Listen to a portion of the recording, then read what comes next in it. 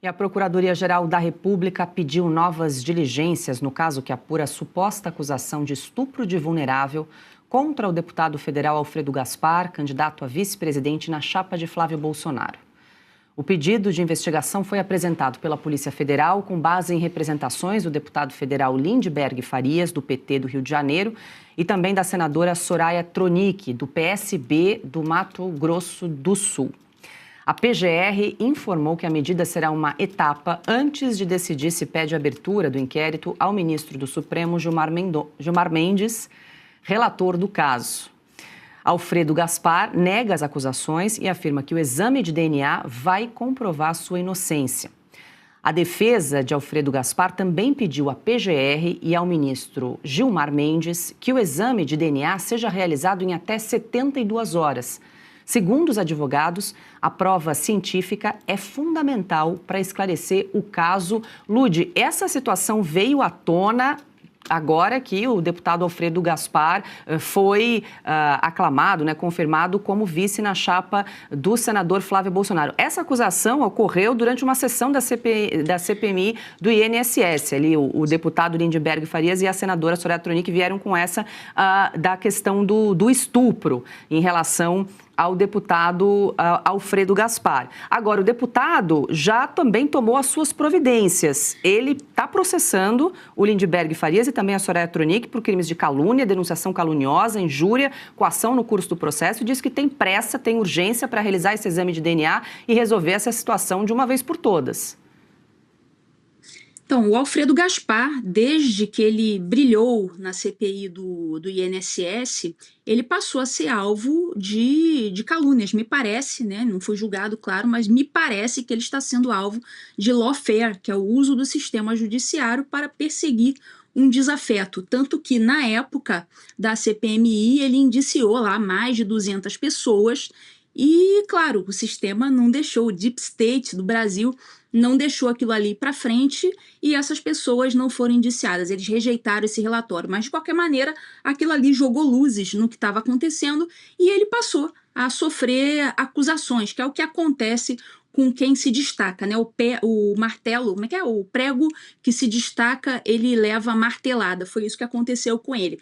E ele processou já a Soraya, o Lindbergh, por calúnia, por, não sei se foi difamação, não sei exatamente a capitulação que ele colocou, mas creio que tenha sido pelo menos calúnia. Bom, a gente tem aí, agora a gente vai ver até que ponto o STF revogou informalmente ou não o Instituto da Imunidade Material dos Parlamentares. Porque é o seguinte, lá em 2021, eles acabaram informalmente, eles destruíram, eles violaram a Constituição, acabando com a imunidade parlamentar do Daniel Silveira, e depois eles repetiram aquilo ali toda vez. Agora, o Lindbergh e a Soraya vão ser julgados por uma fala, uma ação que eles tomaram no exercício parlamentar. Então, assim, em tese, a Constituição tolera tudo que um deputado, um senador fala ou faz ali, opiniões, palavras e votos, está inserido no contexto da imunidade material. Então, isso aí que eles fizeram seria um efeito colateral ruim, um efeito nefasto da imunidade material. Então, agora a gente vai colocar isso aí à prova. Então, assim, o Brasil tem duas opções, ou mantém o Instituto da Imunidade Material, para que os parlamentares possam falar livremente o que quiserem.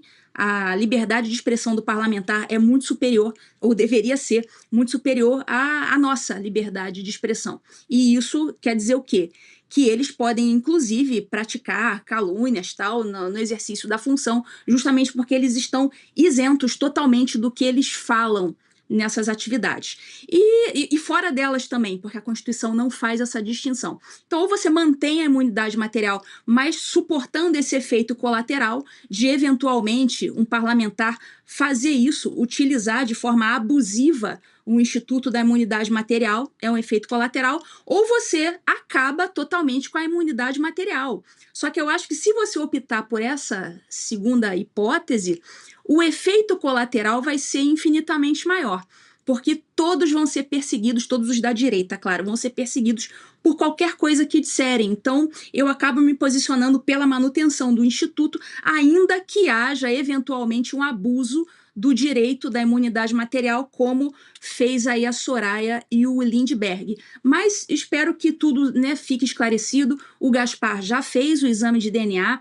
Pelo que eu vi, a suposta filha, o que seria o fruto do tal do abuso, essa moça já teria feito um exame de DNA também, segundo eu li em algumas reportagens, fez já uma manifestação dizendo que ela não é filha dele, e eles vão ficar sustentando isso aí, porque quando não se tem algo para apresentar contra alguém, contra o seu inimigo, essas pessoas costumam fazer isso mesmo, inventam.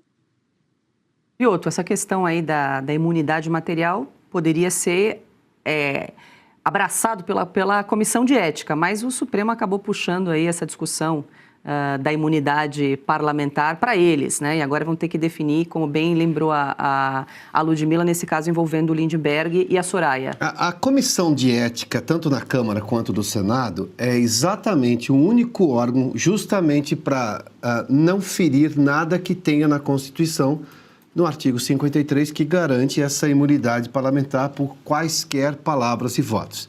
E aí, óbvio, quando você tem lá um corpo, eu estou falando dos deputados ou dos senadores, que alguém vai lá e extrapola, ele é julgado na Comissão de Ética. Não acontece do ponto de vista criminal absolutamente nada com ele, porque ele tem essa proteção constitucional. A Ludmila já fez uma longa explanação, eu só vou a uma análise política.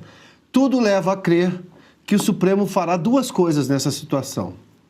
Ou julga com o seletivismo de sempre, e aí, neste caso, vai dizer que o Lindbergh e a Soraya Tronic têm imunidade parlamentar, então eles poderiam dizer o que quisessem, ou vai ficar enrolando este caso, porque ao enrolar esse caso e não evidenciar essas provas que o Alfredo Gaspar tem, ou seja, o deputado tem, que agora é candidato a vice, que ele alega ter, e é importante que isso seja já colocado de forma para esclarecer o caso, em que a menina diz que não é filha dele e o exame de DNA mostraria isso, e que então não teria ocorrido caso algum, o que faria com que o Lindbergh e a Soraya fossem tipificados como mentirosos. Ainda assim, do ponto de vista da imunidade parlamentar, eles não seriam punidos. Poderiam ser processados dentro da Comissão de Ética, o que não vai acontecer num período eleitoral, é muito raro. Mas o que de pior pode acontecer nessa história, independentemente do posicionamento do Supremo em relação à imunidade parlamentar, que ele já feriu de morte lá atrás, como já mencionou a Ludmila, mas só para bater num lado, no outro ele preservou, é deixar o caso em aberto. E aí nós vamos ter de novo, não vamos falar nada sobre isso. É bom que esses casos sejam divulgados de uma forma muito clara. Vem a menina, coloca o depoimento da menina, que é prova cabal num caso como esse, mostra o resultado do exame de DNA publicamente. Porque esperar que o Supremo faça isso rapidamente, levando-se em conta a conotação política do Supremo, que na verdade tem ali, o Supremo tem uma bancada do governo Lula lá dentro. A gente viu recentemente agora uma reunião na casa do ministro Alexandre de Moraes entre o presidente do Senado e o presidente Lula.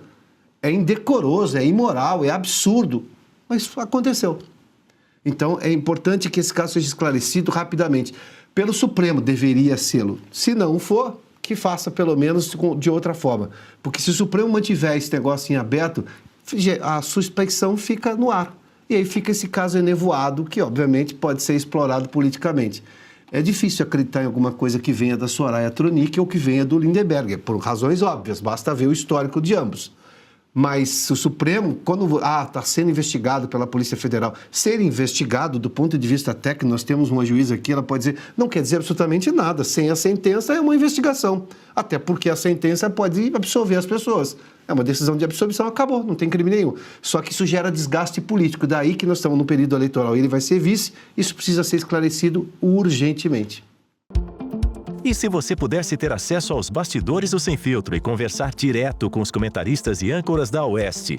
Agora, isso é possível com o Clube de Membros do nosso canal no YouTube. O clube foi criado para quem quer dar um passo além e fazer parte de uma comunidade exclusiva. São 3 níveis de assinatura, pensados para aproximar você da nossa equipe. No plano apoiador, você ganha destaque no chat, figurinhas personalizadas e acesso a publicações exclusivas na comunidade do canal. Quer estar ainda mais perto da Oeste? Nos níveis Engajado e VIP, nós liberamos acesso às lives fechadas com nossos apresentadores e comentaristas, nas modalidades mensal ou semanal. Você também participa de sorteios de livros e produtos da Oeste, além de acesso antecipado a vídeos e a uma visão direta dos bastidores do programa Oeste Sem Filtro. Faça parte do nosso clube de membros e tenha acesso a lives exclusivas comigo e com todo o time da Oeste. Se você acredita na importância de um jornalismo livre, independente e comprometido com os fatos, clique agora no botão Seja Membro e conheça todos os detalhes e vantagens de cada plano.